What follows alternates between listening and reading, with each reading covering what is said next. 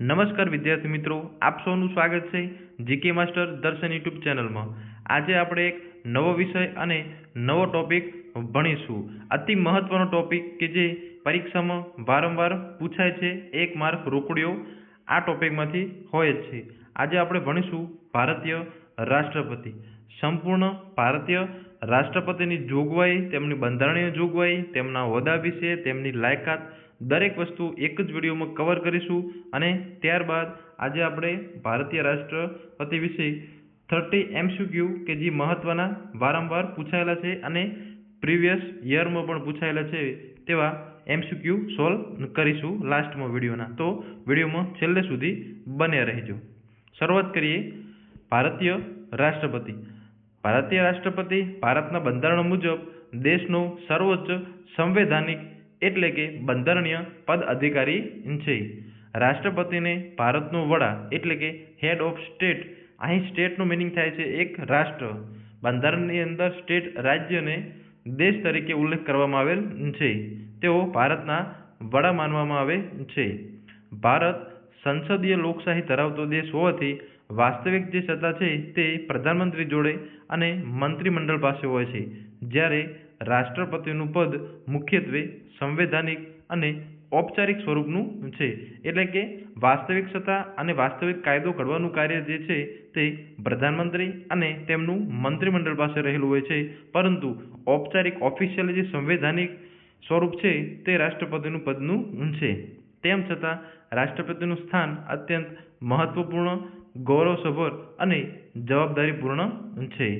આગળ જોઈએ બંધારણીય આધાર વિશે વાત કરીએ રાષ્ટ્રપતિના, તો ભારતીય રાષ્ટ્રપતિ વિશેની જોગવાઈઓ ભારતીય બંધારણના ભાગ 5 કલમ 52 થી 62માં ભારતીય રાષ્ટ્રપતિ વિશે જોગવાઈઓ કરવામાં આવેલી છે। તો જોઈએ કલમ 52 શું કહે છે, તો ભારતમાં એક રાષ્ટ્રપતિ હશે તેવી જોગવાઈ કલમ 52માં કરેલી છે। ત્યારબાદ કલમ 53 સંઘની કાર્યકારી સત્તા રાષ્ટ્રપતિમાં નિહિત થાય છે, એટલે કે સંઘ જે કાર્ય કરે છે તેની સત્તા સંપૂર્ણ રાષ્ટ્રપતિ એમની સહીથી જ થાય છે। કલમ 54 થી 55 જોઈએ તો એમાં રાષ્ટ્રપતિની ચૂંટણી પ્રક્રિયા વિશે વાત કરવામાં આવી છે। આગળ આપણે તેમની લાયકાતમાં વિગતવાર જોઈશું, ચૂંટણી પણ વિગતવાર જોઈશું। કલમ 56 એમના કાર્યકાળની વાત કરવામાં આવી છે 56માં, અને કલમ 61 તેમાં મહાભિયોગની વાત કરવામાં આવી છે। આ તમામ ટોપિક ચૂંટણી, મહાભિયોગ અને કાર્યકાળ તમામ આગળ આપણે વિગતવાર જોઈશું। અહીં ખાલી તમે કલમ યાદ રાખો તો ફરીવાર રિપીટ કરીએ। કલમ 52 ભારતમાં એક રાષ્ટ્રપતિ હશે, કલમ 53 સંઘની કાર્યકારી સત્તા રાષ્ટ્રપતિમાં નિહિત છે। ત્યારબાદ કલમ 54 થી 55માં જોગવાઈ છે રાષ્ટ્રપતિની ચૂંટણી, અને કલમ 56માં તેમના કાર્યકાળની જોગવાઈ છે, જ્યારે કલમ 61માં મહાભિયોગ એટલે કે તેમને કેવી રીતે હોદ્દા પરથી દૂર કરી શકાય તેની જોગવાઈ કરેલી છે કલમ 61-61માં। આગળ જોઈએ તો રાષ્ટ્રપતિની ચૂંટણીની વાત કરીએ કે રાષ્ટ્રપતિની ચૂંટણી કઈ રીતે થાય છે, તો ભારતીય રાષ્ટ્રપતિની ચૂંટણી સીધી જનતા દ્વારા થતી નથી, જેમ લોકસભાની થતી હોય છે એ રીતના, અને વિધાનસભાની થાય એ રીતના સીધી થતી નથી, પ્રત્યક્ષ નથી થતી। આ ચૂંટણી પરોક્ષ રીતે થતી જોવા મળે છે। તો એના મતદારો કોણ હોય એની વિશે વાત કરીએ તો લોકસભાના જે ચૂંટાયેલા સભ્યો છે, ચૂંટાયેલા કેમ અહીંયા ઉલ્લેખ કરવો પડ્યો, કેમ કે જે લોકોની નિમણૂક અનામત સીટો છે 2 એ અહીં ગણવામાં આવતી નથી, તેઓ ચૂંટણીમાં ભાગ લઈ શકતા નથી। રાજ્યસભામાં પણ ચૂંટાયેલા કે જે 12 સભ્યો હોય છે કે જેમની નિમણૂક અનામત રીતે કરવામાં આવે છે અલગ અલગ ક્ષેત્રમાંથી, તેઓ પણ રાષ્ટ્રપતિની ચૂંટણીમાં ભાગ લઈ શકતા નથી, જેઓ સભ્યોની નિમણૂક કરવામાં આવે છે। તો અન્ય વાત કે રાજ્ય વિધાનસભાના ચૂંટાયેલા સભા, તો અહીં તમામ જગ્યાએ ચૂંટાયેલા સભ્યોનો ઉલ્લેખ કરેલો છે, લોકસભા, રાજ્યસભા અને રાજ્યની વિધાનસભા, જો વિધાન પરિષદ હોય તો એ પણ અહીં ભાગ લઈ શકશે। ત્યારબાદ દિલ્હી અને પુડુચેરીની વિધાનસભાના ચૂંટાયેલા સભ્યો, તો આટલા લોકો જે છે તે રાષ્ટ્રપતિની ચૂંટણીમાં ભાગ લે છે, અને એમના મત દ્વારા જ રાષ્ટ્રપતિ કોણ બનશે એ સિદ્ધ થાય છે। આગળ જોઈએ તો ચૂંટણીની પદ્ધતિ, તો આનુપાતિક પ્રતિનિધિત્વ પદ્ધતિ, એટલે કે સીધી નહીં પર ચૂંટાયેલા સભ્યો દ્વારા। પછી એકલ હસ્તાંતરણ મત એટલે કે સિંગલ ટ્રાન્સફરેબલ વોટ, તો અહીં દરેક વ્યક્તિનું એક સિંગલ વોટ હોય છે. આ પદ્ધતિથી દેશના કેન્દ્ર અને રાજ્યો વચ્ચે સંતુલન જળવાય છે. કેમ કે લોકસભા, રાજ્યસભા અને તમામ રાજ્યની વિધાનસભાઓ અને સાથમાં દિલ્હી અને પુડુચેરીની વિધાનસભા, આ તમામ લોકો ભાગ લે છે શેમાં? રાષ્ટ્રપતિની ચૂંટણીમાં. તેથી કહી શકાય કે રાજ્યો દ્વારા તમામ રાજ્યો મળી, તેમના સભ્યો મળી અને ચૂંટે છે કોને? રાષ્ટ્રપતિને. એથી આ ચૂંટણી અતિ મહત્વની છે. આગળ વાત કરીએ તેમની લાયકાતો વિશે. રાષ્ટ્રપતિની ક્વોલિફિકેશન્સ. તો રાષ્ટ્રપતિ બનવા માટે ઉમેદવારમાં નીચેની લાયકાતો હોવી જરૂરી છે. પ્રથમ તો તેઓ ભારતીય નાગરિક હોવા જોઈએ. કોઈ પણ અન્ય દેશનો નાગરિક ભારતનો રાષ્ટ્રપતિ માટે ઉમેદવારી નોંધાવી શકતો નથી. પછી વાત કરીએ એમના વય વિશે. તો વય કેટલી હોવી પડે? તો મિનિમમ એજ ઓછામાં ઓછી 35 વર્ષની વય રાષ્ટ્રપતિ બનવા માટે હોવી જોઈએ. ત્યારબાદ વાત કરીએ લોકસભાના સભ્ય બનવા યોગ્ય લાયકાત એ વ્યક્તિમાં હોવી જોઈએ. પછી કેન્દ્ર અથવા રાજ્ય સરકાર હેઠળ કોઈ નફાકારક પદ પર ન હોવા જોઈએ. એટલે કે કોઈ સરકારી નોકરી કે સરકારી કોન્ટ્રાક્ટ બેઝ આવક મેળવતા હોય, બરાબર, એ રીતે સરકારના પગારદાર ન હોવા જોઈએ. તો આ હતી રાષ્ટ્રપતિની લાયકાતો. આગળ જોઈએ તેમનો કાર્યકાળ, ટેન્યુર કેટલો હોય છે એમને. તો મુખ્યત્વે વાત કરીએ તો રાષ્ટ્રપતિનો કાર્યકાળ 5 વર્ષનો હોય છે. કાર્યકાળ પૂરો થયા પછી ફરીથી રાષ્ટ્રપતિ તેઓ ગમે તેટલી વખત બની શકે છે. એવું કંઈ જ હોતું નથી કે એકવાર કે 2 વાર રાષ્ટ્રપતિ બની શકાય છે. ચૂંટણી જીતો અને રાષ્ટ્રપતિ બનો. રાષ્ટ્રપતિ પોતાનું રાજીનામું જે છે એ ઉપરાષ્ટ્રપતિને સંબોધીને આપે છે અને ઉપરાષ્ટ્રપતિ આપે છે રાષ્ટ્રપતિને સંબોધીને. આગળ વાત કરીએ એમની શપથવિધિ વિશે. તો રાષ્ટ્રપતિ શપથ લે છે, હું ભારતના બંધારણ પ્રત્યે સાચી નિષ્ઠા અને વફાદારી રાખીશ અને ભારતની સાર્વભૌમતા અને અખંડિતતાનું રક્ષણ કરીશ. આવી શપથ લેવામાં આવે છે રાષ્ટ્રપતિ બનતા પહેલા. અને શપથ કોણ લેવડાવશે? તો આ શપથ મુખ્ય ન્યાયાધીશ અથવા તેમની ગેરહાજરીમાં સર્વોચ્ચ ન્યાયાલયના એટલે કે સુપ્રીમ કોર્ટના વરિષ્ઠ ન્યાયાધીશ તેઓને આ શપથ લેવડાવશે. આગળ વાત કરીએ રાષ્ટ્રપતિની સત્તાઓ વિશે ચર્ચા કરીએ. પ્રથમ જોઈએ એમની કાર્યકારી સત્તાઓ. તો પ્રધાનમંત્રીની નિમણૂક કરે છે. એટલે કે જ્યારે લોકસભા, રાજ્યસભા જ્યારે પ્રધાનમંત્રીની નિમણૂક કરવાની હોય છે ત્યારે જે પક્ષ ચૂંટ્યો હોય છે તેઓને આમંત્રણ આપે છે રાષ્ટ્રપતિ કે તમે કયો ચહેરો ઊભો કરો છો પ્રધાનમંત્રી માટે, અને તેઓની નિમણૂક ઓફિશિયલી થાય છે રાષ્ટ્રપતિના હાથે. પછી પ્રધાનમંત્રીની સલાહ પર મંત્રીમંડળની નિમણૂક. હાલમાં જે રાષ્ટ્રપતિ પાસે સત્તાઓ છે તે 1976માં સુધારો કરવામાં આવેલો છે. 42મો બંધારણીય સુધારો, મિની બંધારણ જેને કહેવાય છે, તેના દ્વારા પહેલા એવી જોગવાઈ હતી કે કોઈ પણ કાયદો સંસદ દ્વારા બનાવવામાં આવે તો રાષ્ટ્રપતિ એને નકારી શકતા. પરંતુ 1976 42મો બંધારણીય સુધારો ઇન્દિરા ગાંધીની સરકાર સમયે એવો સુધારો કરવામાં આવેલો કે રાષ્ટ્રપતિ ફરજિયાત જે સંસદ કાયદો ઘડે છે તેને માનવા માટે બંધાયેલા છે. ત્યારબાદ એમના સત્તાઓની વાત કરીએ તો તેઓ રાજ્યપાલોની નિમણૂક કરશે, મુખ્ય ન્યાયાધીશ તથા અન્ય ન્યાયાધીશોની નિમણૂક કરશે તથા સંઘના તમામ કાર્યો રાષ્ટ્રપતિના નામે થાય છે. ત્યારબાદ ધારાસભ્ય સત્તાઓની વાત કરીએ તો સંસદના સત્ર બોલાવવાનો, મુલતવી રાખવાનો અને વિસર્જન કરવાનો તેઓ અધિકાર રાખે છે. લોકસભા અને રાજ્યસભામાં તેઓ સંબોધન પણ આપી શકે છે. બિલ પર સંમતિ આપવી કે પાછું મોકલાવવું વિચાર માટે. આમાં પાછું મોકલવાનો મિનિંગ એવો છે, એમાં પણ નિયમ બનાવેલા છે. વીટો યુઝ કરવો, એકવાર પાછું બોલાવો, આ રીતે. તો અહીં મિનિંગ થાય છે કે બિલ પર સંમતિ આપવી કે પાછું મોકલવું, એમાં વીટો પાવર રાષ્ટ્રપતિ યુઝ કરી શકે છે. ત્યારબાદ સંસદમાં બેઠક ન હોય ત્યારે અધ્યાદેશ એટલે કે વટહુકમ બહાર પાડવાનો અધિકાર છે. એટલે અધ્યાદેશ એટલે શું? તો એ સમજીએ આપણે કે જ્યારે સંસદ સત્ર ચાલુ હોય, શિયાળુ, ઉનાળુ કેવી રીતના સંસદ સત્ર ચાલુ હોય, પણ હર હંમેશ 365 દિવસ સંસદ કાર્યરત હોતી નથી. તો આવા સમયે તાત્કાલિક કોઈ કાયદાની જરૂર પડે, દેશમાં કોઈ ઇમરજન્સી આવી બને કે એના માટે આદેશ આપવો જરૂરી છે, કોઈ કાયદો ઘડવો જરૂરી છે, એને અમલમાં લાવવો તાત્કાલિક જરૂરી છે, તો એ સમયે જેમ રાજ્યમાં રાજ્યપાલ વટહુકમ બહાર પાડી શકે એવી જ રીતે અધ્યાદેશ જે છે તે ઓર્ડિનન્સ રાષ્ટ્રપતિ બહાર પાડી શકે છે એટલી સત્તા એમનામાં રહેલી હોય છે અને તાત્કાલિક તેઓ કાયદાનો અમલ પણ કરાવી શકે છે. આગળ જોઈએ તેમની નાણાકીય સત્તાઓ. તો નાણાકીય બિલ માત્ર રાષ્ટ્રપતિની ભલામણથી જ રજૂ થાય છે, એટલે કે એમની પૂર્વ મંજૂરીથી જ રજૂ થાય છે. પછી કેન્દ્રીય બજેટ રાષ્ટ્રપતિના નામે રજૂ થાય છે. દર વર્ષે જે બજેટ રજૂ થાય છે તે પણ રાષ્ટ્રપતિના નામે થાય છે.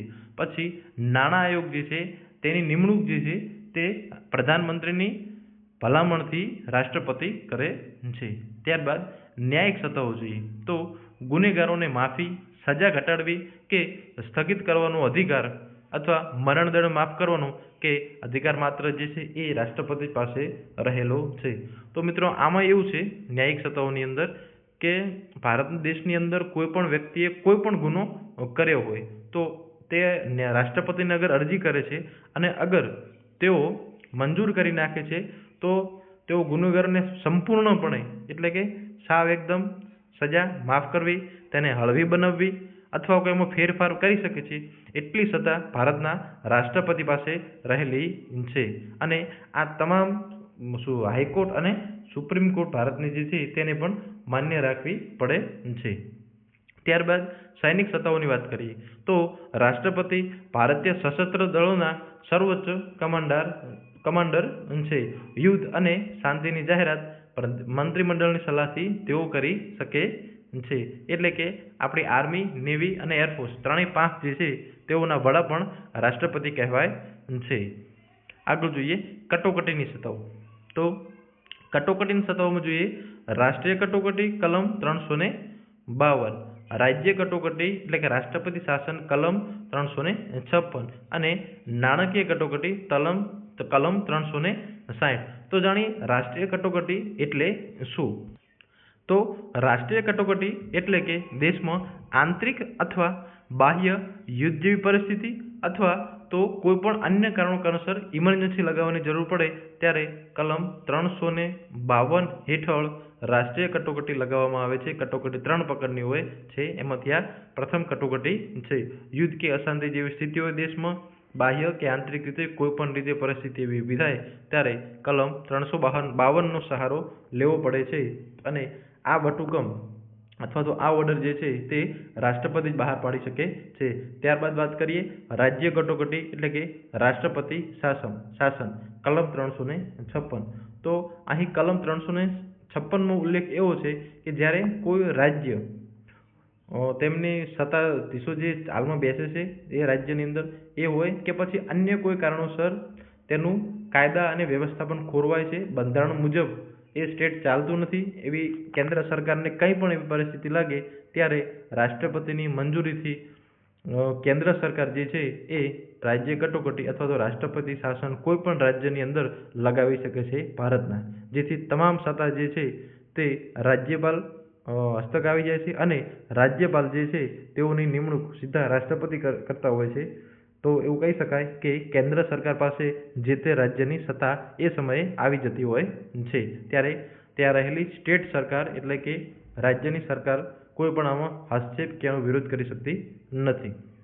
પછી વાત કરીએ નાણાકીય કટોકટી. તો દેશમાં નાણાંના બાબતે કોઈ પણ પ્રશ્ન ઊભો થાય, ઇમરજન્સી ઊભી થાય કે કટોકટી લગાવવાની જરૂર પડે તેની જોગવાઈ કલમ 360માં કરેલી છે. આગળ જોઈએ રાષ્ટ્રપતિની જવાબદારી અને મર્યાદા વિશે વાત કરીએ તો રાષ્ટ્રપતિ પોતાની સત્તાનો ઉપયોગ મંત્રીમંડળની સલાહથી જ કરે છે. તો રાષ્ટ્રપતિ જે છે તે મંત્રીમંડળ અને પ્રધાનમંત્રીની વાત માનવા માટે બંધાયેલા છે. રાષ્ટ્રપતિ સંસદ સામે જવાબદાર નથી. તેઓ પોતાના કાર્યકાળ દરમિયાન કોઈ તેમની સામે ફોજદારી કાર્યવાહી થઈ શકતી નથી.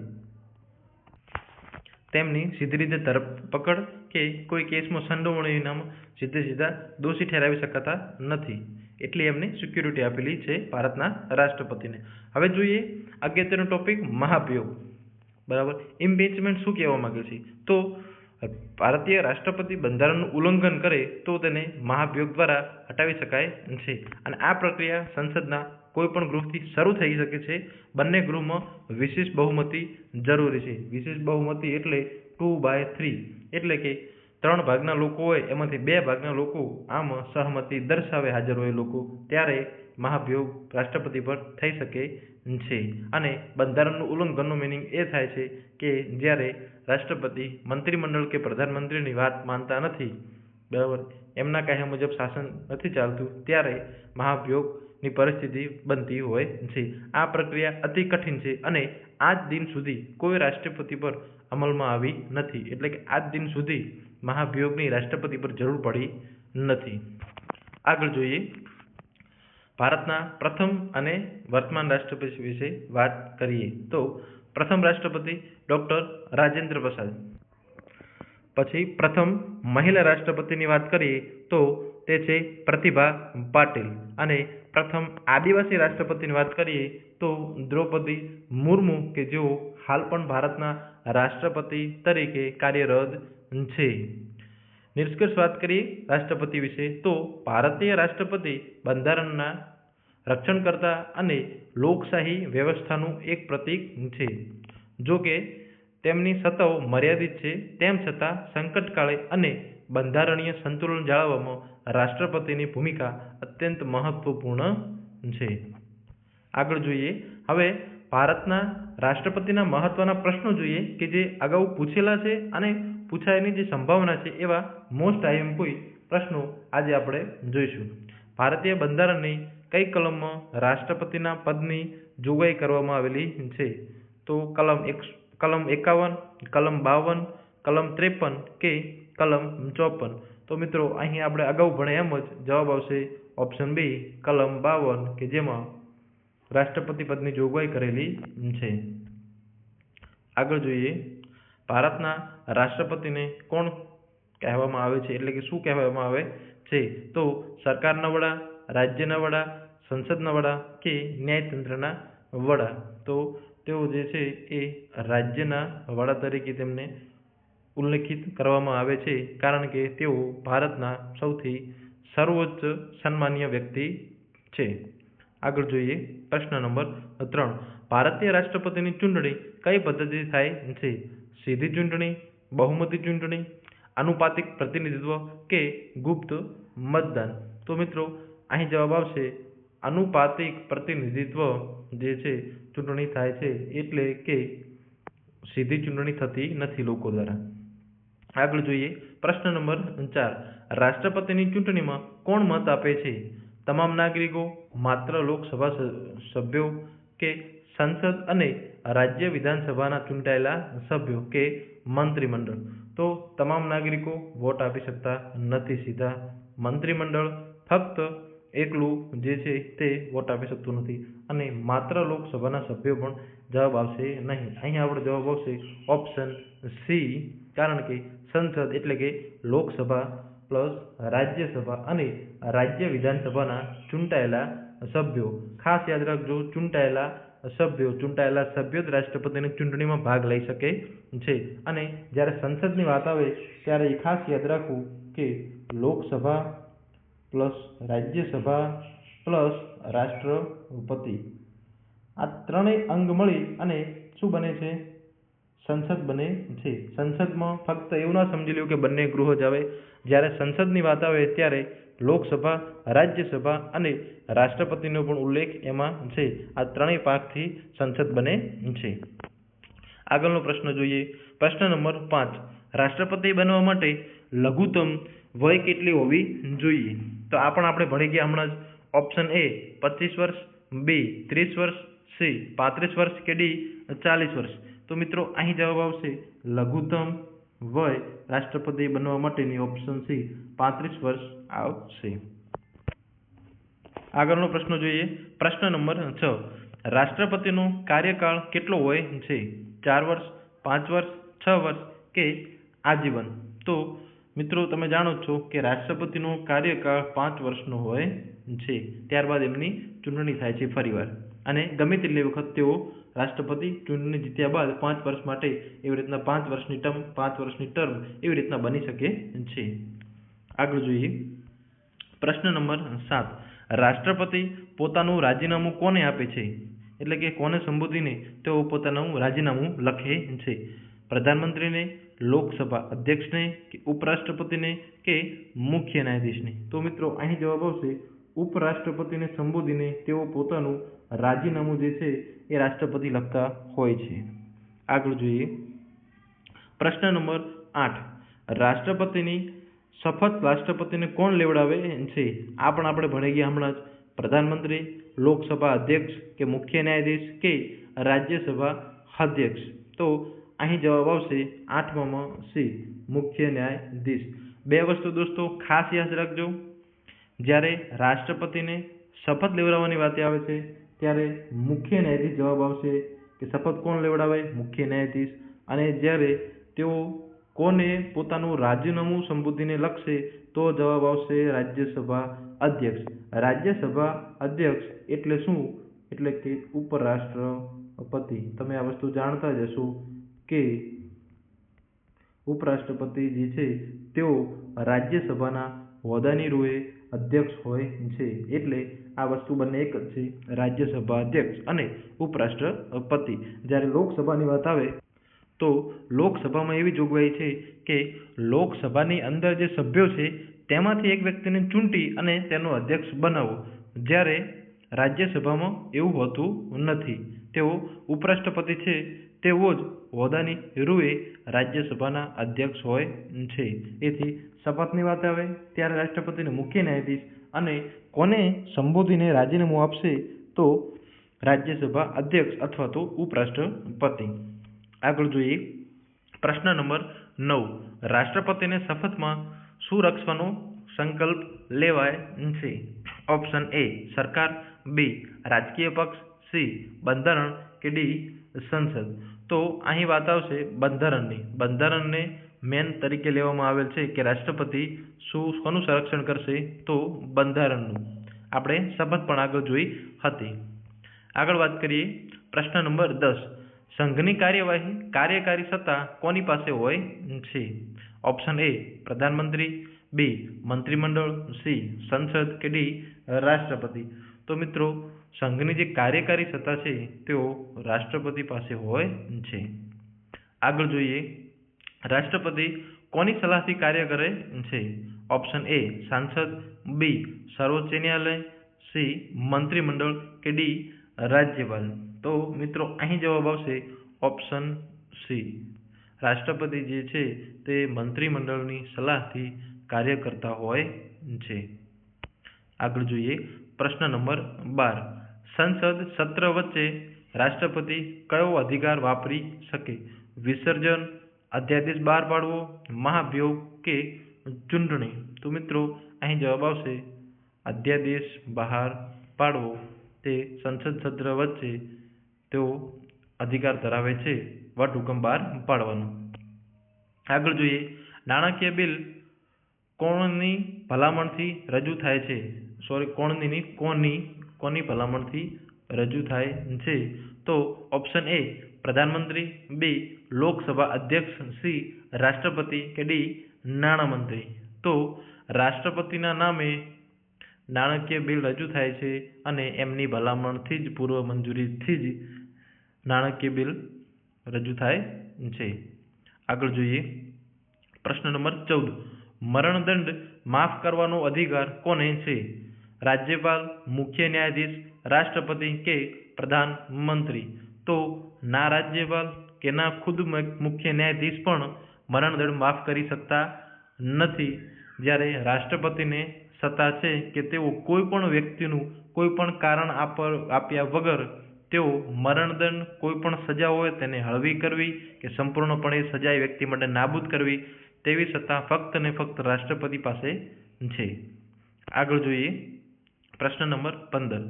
ભારતીય સશસ્ત્ર દળોના સર્વોચ્ચ કમાન્ડર કોણ છે? પ્રધાનમંત્રી, રક્ષામંત્રી, રાષ્ટ્રપતિ, કે સેના પ્રમુખ? તો મિત્રો ભારતીય સશસ્ત્ર દળોના સર્વોચ્ચ કમાન્ડર તરીકે રાષ્ટ્રપતિની ઓળખ થાય છે. બંધારણને તેમને એ દરજ્જો આપેલો છે અને સત્તા આપેલી છે કે તેઓ સર્વોચ્ચ દળોના કમાન્ડર હશે. આગળ જોઈએ પ્રશ્ન નંબર 16. રાષ્ટ્રીય કટોકટી કઈ કલમ હેઠળ જાહેર થાય છે? કલમ 352, કલમ 356, કલમ 360 કે કલમ 365? તો અહીં જવાબ આવશે રાષ્ટ્રીય કટોકટીમાં ઓપ્શન એ કલમ 352માં રાષ્ટ્રીય કટોકટીની વાત કરવામાં આવી છે કે આંતરિક કે બાહ્ય યુદ્ધ જેવી સ્થિતિ કે અન્ય કારણસર દેશમાં કાયદો વ્યવસ્થા ન જળવાતો હોય ત્યારે 352 હેઠળ રાષ્ટ્રપતિ જે છે તે કટોકટી ઇમરજન્સી લાગુ પાડી શકે છે.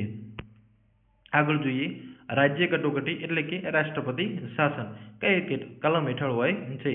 352, 355, 356 કે 360?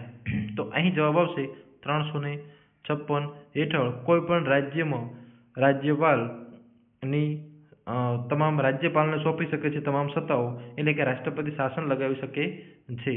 રાજ્ય કટોકટી એટલે 356 ખાસ યાદ રાખવું, જ્યારે 52 એટલે રાષ્ટ્રીય કટોકટી. આગળ જોઈએ નાણાકીય કટોકટી કઈ કલમ હેઠળ છે? 352 રાષ્ટ્રીય કટોકટી, 356 શેના વિશે છે? તો એ છે રાષ્ટ્રપતિ શાસન વિશે, અને 360 અહીં સાચો જવાબ આવશે. આ કલમ છે નાણાકીય કટોકટીની. આગળ જોઈએ પ્રશ્ન નંબર 19. રાષ્ટ્રપતિને હટાવવાની પ્રક્રિયાને શું કહે છે? રાજીનામું, વિસર્જન, મહાભિયોગ કે સ્થગિતિ? તો અહીં જવાબ આવશે મહાભિયોગ. ઓપ્શન સી રાષ્ટ્રપતિને જે હટાવવાની પ્રક્રિયા છે તેને મહાભિયોગ કહે છે. એના વિશે પણ આપણે સમજ્યા કે 2/3 સંસદની બહુમતી હોય અને બહુ કઠિન પ્રક્રિયા છે જે આજ સુધી કોઈ રાષ્ટ્રપતિને આ રીતે દૂર કરવામાં આવ્યા નથી ભારતના ઇતિહાસમાં. આ જે પ્રક્રિયા છે તેને મહાભિયોગ કહે છે. આગળ જોઈએ પ્રશ્ન નંબર 20. મહાભિયોગ કઈ બાબત માટે થાય છે? નૈતિક ભૂલ, બંધારણ ભંગ, રાજકીય મતભેદ કે કાર્યક્ષમતા અભાવ માટે? તો અહીં જવાબ આવશે બંધારણના ભંગ એટલે કે બંધારણના ઉલ્લંઘન એકમાત્ર કારણ માટે મહાભિયોગ થઈ શકે છે રાષ્ટ્રપતિ પર. આગળનો પ્રશ્ન જોઈએ પ્રશ્ન નંબર 21. મહાભિયોગ પ્રક્રિયા ક્યાંથી શરૂ થઈ શકે છે? લોકસભા, રાજ્યસભા કે કોઈ પણ ગૃહ કે સર્વોચ્ચ ન્યાયાલયમાંથી? તો મિત્રો અહીં જવાબ આવશે કોઈ પણ ગૃહમાંથી જે છે મહાભિયોગની પ્રક્રિયા સ્ટાર્ટ થઈ શકે છે. એવું જરૂરી નથી નાણાકીય બિલની જેમ કે લોકસભામાંથી જ રજૂ કરવું અથવા તો રાજ્યસભામાંથી જ રજૂ કરવું. કોઈ પણ ગૃહ આની શરૂઆત કરી શકે છે, પણ ત્યારબાદ એક ગૃહ બાદ અન્ય ગ્રુપમાં એક ખરડો જાય છે, ત્યારબાદ 2/3 સંમતિ મળે તો જ મહાભિયોગ આગળ વધી શકે છે. આગળ જોઈએ ભારતના પ્રથમ રાષ્ટ્રપતિ કોણ હતા? Option A Jawaharlal Nehru, B Rajendra Prasad, C doctor Radhakrishnan અને ડી ઝાકિર હુસેન? તો અહીં આપણો જવાબ આવશે ઓપ્શન બી ભારતના પ્રથમ રાષ્ટ્રપતિ જે છે તેઓ ડોક્ટર રાજેન્દ્ર પ્રસાદ હતા. આગળનો પ્રશ્ન જોઈએ ભારતની પ્રથમ મહિલા રાષ્ટ્રપતિ કોણ હતી? ઇન્દિરા ગાંધી, સરોજિની નાયડુ, પ્રતિભા પાટીલ કે દ્રૌપદી મુર્મુ? તો મિત્રો અહીં જવાબ આવશે ઓપ્શન સી પ્રતિભા પાટીલ કે જેઓ ભારતના પ્રથમ મહિલા રાષ્ટ્રપતિ હતા. પ્રથમ આદિવાસી મહિલા રાષ્ટ્રપતિની વાત કરવામાં આવે તો દ્રૌપદી મુર્મુ આવશે, જ્યારે દેશના પ્રથમ મહિલા વડાપ્રધાનની વાત કરવામાં આવે ત્યારે ઇન્દિરા ગાંધી આવશે, અને દેશના પ્રથમ મહિલા રાજ્યપાલની વાત કરવામાં આવે ત્યારે સરોજિની નાયડુ આવશે. આગળ જોઈએ પ્રશ્ન નંબર 24. ભારતની પ્રથમ આદિવાસી રાષ્ટ્રપતિ કોણ છે? Option A Pratibha Patil, B Droupadi Murmu, C Sarojini Naidu કે ડી સુશીલા શેઠ? તો હાલ જ આપણે ચર્ચા કરી કે હાલના આપણા રાષ્ટ્રપતિ દ્રૌપદી મુર્મુ. આગળ જોઈએ રાષ્ટ્રપતિ કયા ગૃહને વિસર્જન કરી શકે છે? રાજ્યસભા, લોકસભા, બંને કે કોઈ નહીં? તો અહીં જવાબ આવશે 25માં લોકસભા. રાષ્ટ્રપતિ લોકસભાને વિસર્જન કરી શકે છે, જ્યારે રાજ્યસભાનું વિસર્જન થતું નથી. તેમાં દર 2 વર્ષે સભ્યોની નિમણૂક થતી હોય છે. નિમણૂક એટલે ચૂંટાઈને આવતા 1/3 સભ્યો દર 2 વર્ષે આવે છે. આગળની વાત કરીએ પ્રશ્ન નંબર 26. રાષ્ટ્રપતિ સંસદમાં કેટલા સભ્યોનું નામ નિર્દેશન કરે છે? ઓપ્શન એ 2 બી 10, સી 12 કે ડી 15? તો અહીં જવાબ આવશે 12. સંસદની અંદર સભ્યોનું નિયમ નિર્દેશન કરે છે રાષ્ટ્રપતિ. આગળ જોઈએ, રાષ્ટ્રપતિ કયા ક્ષેત્રમાંથી સભ્યોને નામ નિર્દેશ કરે છે? ઓપ્શન એ વિજ્ઞાન અને ટેકનોલોજી, સાહિત્ય, કલા, વિજ્ઞાન, સમાજ સેવા કે રમતગમત કે સૈન્ય? તો મિત્રો રાષ્ટ્રપતિ જે છે તે સંસદ માટે સભ્યોની નામ નિર્દેશ કરે છે, નિમણૂક કરે છે, તે સાહિત્ય, કલા, વિજ્ઞાન અને સમાજ સેવા સાથે જોડાયેલા હોય છે. આગળ વાત કરીએ, રાષ્ટ્રપતિની ચૂંટણીમાં મતદાન કઈ રીતે થાય છે? ખુલ્લું મતદાન, ગુપ્ત મતદાન, ઓનલાઈન કે હસ્ત ઉઠાવીને મતદાન? તો અહીં વાત આવશે ગુપ્ત મતદાન થાય છે કે કોને કોને મત આપ્યું એ ગુપ્ત રાખવામાં આવે છે. આ રીતે રાષ્ટ્રપતિની ચૂંટણી થાય છે. આગળ જોઈએ, પ્રશ્ન નંબર 29. રાષ્ટ્રપતિ કાર્યકાળ દરમિયાન શું ધરપકડ થઈ શકે? તો ઓપ્શન એ હા, બી ના, સી સંસદ મંજૂરીથી અને ડી સર્વોચ્ચ ન્યાયાલયથી? તો અહીં જવાબ આવશે ના, આ સત્તા કોઈને પણ આપેલી નથી. રાષ્ટ્રપતિની સીધી ધરપકડ થઈ શકતી નથી. તેમની સામે ફોજદારી ગુનો દાખલ થઈ શકતો નથી. આગળ વાત કરીએ, આપણો છેલ્લો પ્રશ્ન આજનો, રાષ્ટ્રપતિ કયા દેશની લોકશાહી વ્યવસ્થાનું પ્રતીક છે? અહીંયા મિસ્ટેક છે પ્રશ્નમાં. રાષ્ટ્રપતિ કયા દેશની નહીં, પણ રાષ્ટ્રપતિ જે છે એ દેશની કયા પ્રકારની લોકશાહી કે લોકશાહી કયા પ્રકારની છે અને કઈ લોકશાહીનું વ્યવસ્થાનું પ્રતીક છે એની વાત કરવામાં આવી છે, ના કે દેશનું. તો ઓપ્શન એ સંઘીય, બી એકક, સી સંસદીય કે ડી રાષ્ટ્રપતિ પ્રણાલી? તો અહીં જવાબ આવશે સંસદીય, કેમ કે ભારતમાં સંસદ સિસ્ટમ છે, બંને ગૃહો હોય છે, તો સંસદીય લોકશાહી ભારતની રહેલી છે. તો મિત્રો અહીં આપણો આજનો વિડીયો પૂર્ણ થાય છે. આજે આપણે ભણ્યા સંપૂર્ણ રાષ્ટ્રપતિ, તેમની બંધારણીય જોગવાઈઓ, કેટલી કલમો તેમની સાથે જોડાયેલી છે, તેમની ચૂંટણી વિશે વાત કરી, મહાભિયોગ, તેમની લાયકાત, તેમની સત્તાઓ, કાર્યકારી સત્તાઓ, ધારાકીય સત્તાઓ, આ તમામ વિશે વાત કરી. અને શું જાણવા જેવું હતું રાષ્ટ્રપતિ વિશે? મને લાગે છે ક્લાસ 3 માટે આટલું કરો, આ પ્રશ્નો તમામ કરો અને થિયરી આટલી કરો, આના પછી કોઈ એક પણ માર્ક આના બહાર જાય નહીં. જો તમને આ વિડીયો અને મારી પદ્ધતિ ભણાવવાની પસંદ આવી હોય તો વિડીયોને લાઇક કરજો અને ચેનલને સબસ્ક્રાઇબ કરવાનું ભૂલતા નહીં. ધન્યવાદ.